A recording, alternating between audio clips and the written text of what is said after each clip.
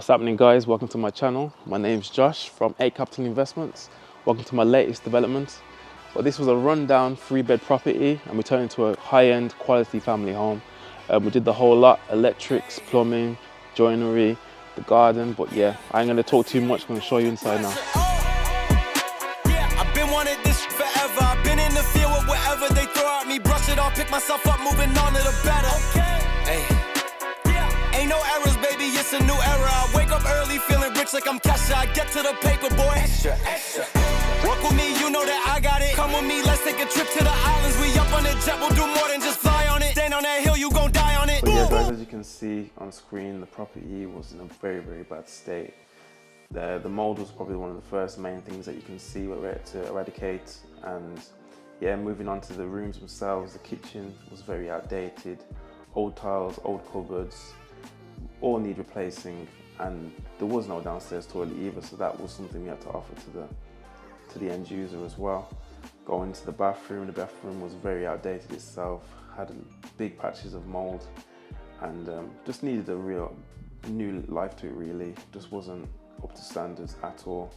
The bedrooms themselves, loads of old cupboards, definitely from the 1960s, 70s. And yeah, you can tell from the old radiators and the plug sockets, we needed a full rewire and new plumbing as well.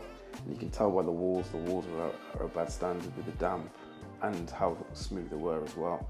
So that needed to be back to brick in areas, not completely, but in areas. And then the damp had to be treated, and then yeah, full plastering and full decoration. But yeah, guys, you saw there, needed a lot of work, but yeah, we saw the potential. And yeah, we did the viewings, we made the offer, got accepted, and yeah, we got to work.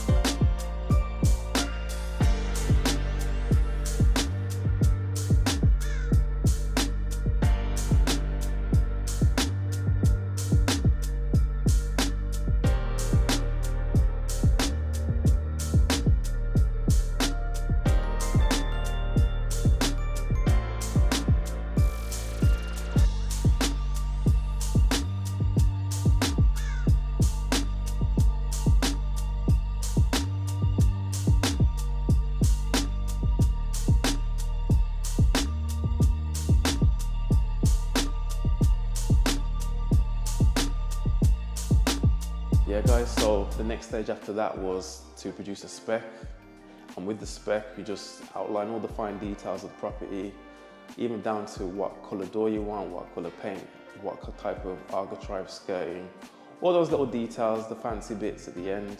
But even before that, whether you want to have all the walls back to brick or even just certain walls back to brick, the fine details are always important. So once we got the spec created, we went out there, found builders, got some quotes, and it's always good to get at least three builders. Look on all them type of places like Check a Trade, word of mouth. I had shortlisted a few builders, and then I went with the one which was not the cheapest, but it seemed the most reasonable, and I looked at their work, did all my due diligence, and yeah, went ahead with them. Things started a bit shaky because I'm a bit eager, I like speed, and the strip out took a bit longer than I expected. I did do my research and spoke to a lot of people, and they said to me things would take X amount of time, but it took a bit longer than that. So yeah, fast forward into about 3 to 4 weeks into the project, and yeah, the builders, let's just say, deviated from the spec slightly. Sometimes you have your clear vision, and then they have their vision, but they've got to understand that it is your project at the end of the day, and you want what you want. But not to say builders' opinions and stuff shouldn't go unnoticed. They do know a few things as well. And especially if you're not at the project weekly, overseeing things, that's where issues can occur. But with the spec involved, it's plain there for everyone to see. Print it out in AO sheet or whatever, put it on the wall in the property, so everyone's on the same page at all times.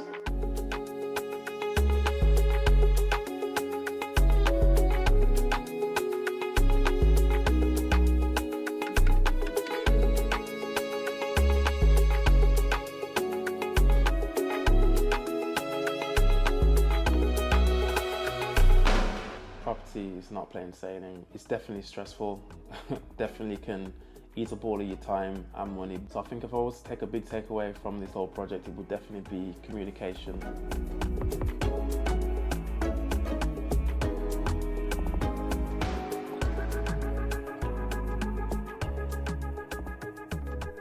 Yeah, so that's enough talking about the fine details. Let's get into the numbers. So purchase price came in at 150k. The stamp duty was 4,500. Legal costs were 2,500. Bridging costs 15k. And the bills, which are like council tax, electric and gas, that was 4,500.